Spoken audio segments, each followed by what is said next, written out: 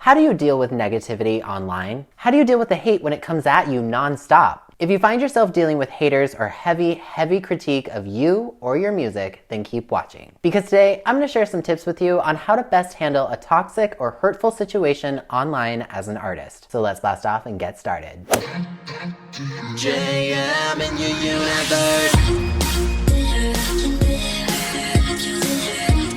Konnichiwa, friends. I'm Jonathan Miller, and welcome back to Jonathan Miller Music, helping you become a better indie artist. I make electronic dance pop music, and every Wednesday on this channel, I'm helping others take their music to level 2. If that sounds good, consider subscribing and ringing the notification bell, maybe giving it a like. If not, look, I know you're upset about all this, so I won't be sarcastic to potentially make you subscribe. But if you did that on your own terms, I won't turn it down. Think about that. All right, dealing with haters online is never, ever fun. It's mentally taxing, it's hurtful, and can potentially have very serious consequences. People online, whether that's haters or fans, love to be the one who got you, who called you out, to be the one who made you look stupid. So when you post a video of you singing and pouring your heart out through song, there's always gonna be somebody who highlights that one part where you were slightly off pitch, or the look of your outfit, or it can be anything. And you're almost always never prepared to deal with it when it comes. It's not right and it shouldn't be that way, but here are 3 tips for you in case it does happen.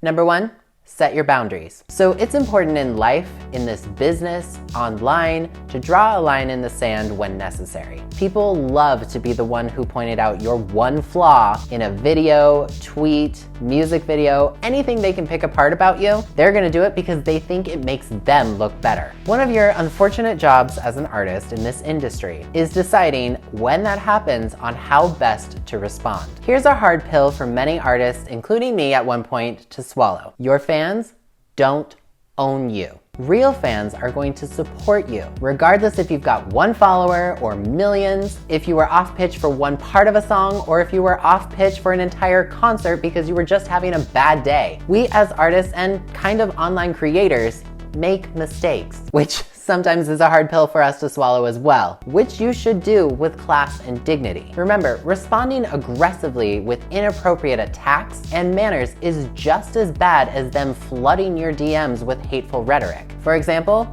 I'm an artist first and foremost, who makes educational content about the music industry online in conjunction with the music that I make. And with that type of educational content, sometimes I talk about other artists and their music, which means I often have to deal with a variety of different fan bases who all think they're right. It's not uncommon for me anymore to wake up to a flood of comments mad at me that I didn't mention every little thing or read the entire history about a certain subject, or they're mad at me because I didn't use their favorite artist as the example in the video, regardless if that artist was relevant to the subject or not. Honestly, that gets tiring because sometimes people will be really rude about it and insulting. But every time that happens, it's my responsibility to decide if and how I choose to respond. Sometimes you have to push back a little bit. Sometimes a hate comment is actually an educational moment. Other times, like I said before, you gotta draw a line in the sand. So if you find yourself in relatively similar situations, it's okay to say, hey,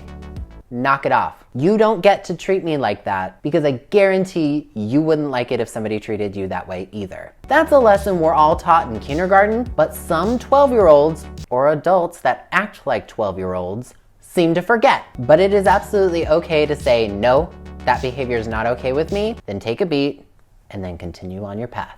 Number 2, turn off comments. Despite what some people online think, it is okay to turn off comments on something or disable replies. Now, if you truly made a big mistake in a video, tweet, something you did online, or a performance, whatever it is, and need to apologize for it, apologize. There's nothing wrong with admitting fault and trying to do better. That's how we grow as people. However, if you're getting an influx of harassment because that good old social media algorithm sent it to the wrong corner of the internet, turn off comments, block people, protect your heart, your mind, and your space. People only get mad you've turned off comments because it doesn't give them the space to get potential glory for calling you out and saying the wittiest, most cruel thing that they possibly could. Everyone else is gonna understand, especially your fans that saw those rude comments. You're in charge of the environment you foster online. And if people are using your space to create a negative environment online, take that power away and put it right back in your hands. And number 3,